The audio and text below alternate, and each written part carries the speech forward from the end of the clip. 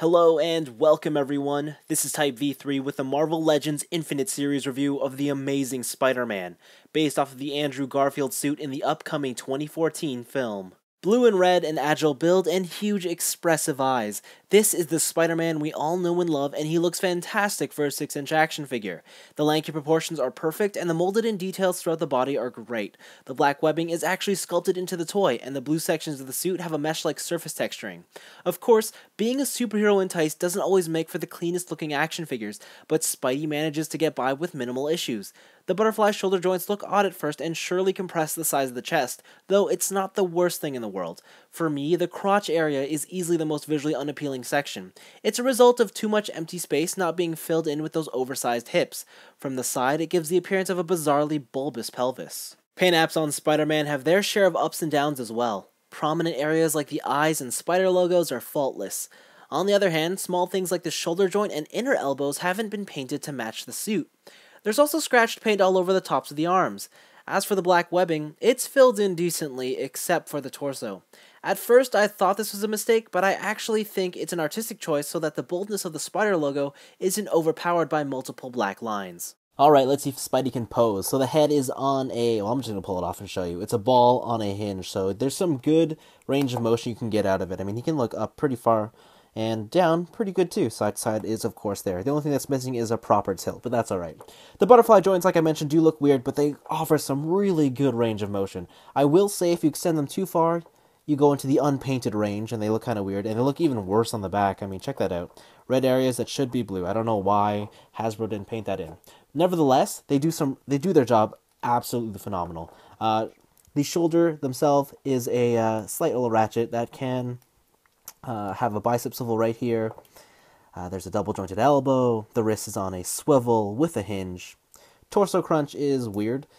You only get three places you can lock it in. Standard, forward, which makes the back look weird, and then back, which makes the front look weird.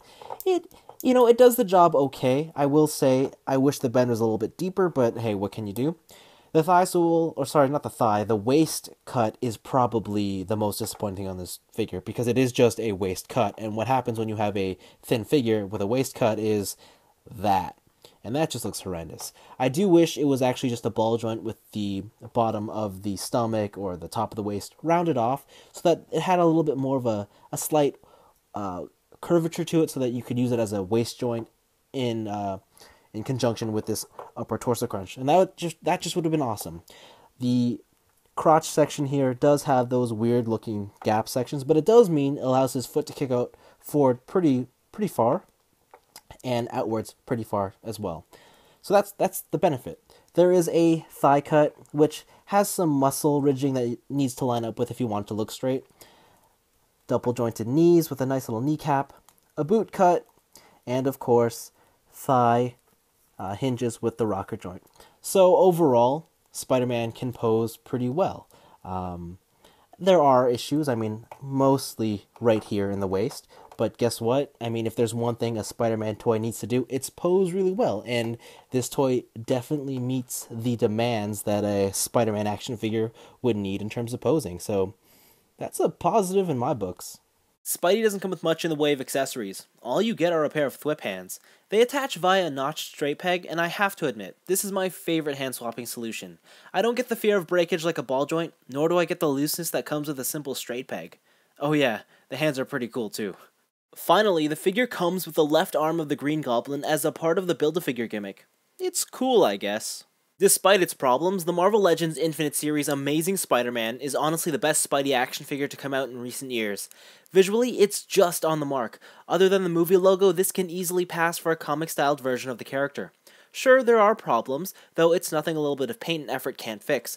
While the articulation doesn't quite match the level of more expensive import toys, it manages to get pretty darn close. The only real drawback here are the lack of accessories. I would have loved a pair of open hands or some web effects. Sadly, because this is part of a Build-A-Figure toy line, a good chunk of the budget ended up going towards the Green Goblin arm. Which in turn leads me to the price. If you take everything into consideration, then yes, $20 is about right for what you get in the box. Nevertheless, if you're only here for the webhead himself, you're going to feel a little bit burned by the fact that a good chunk of the plastic content is essentially useless, and at this point I would recommend waiting for a sale or discount. Beyond that, the Marvel Legends Amazing Spidey is a really great figure, and if you've been wanting an awesome Spider-Man toy for some time, well, what are you waiting for? Here's your chance. Anyways, this has been Type V3. Thanks for watching, and I hope you enjoyed this review. I'll see you next time.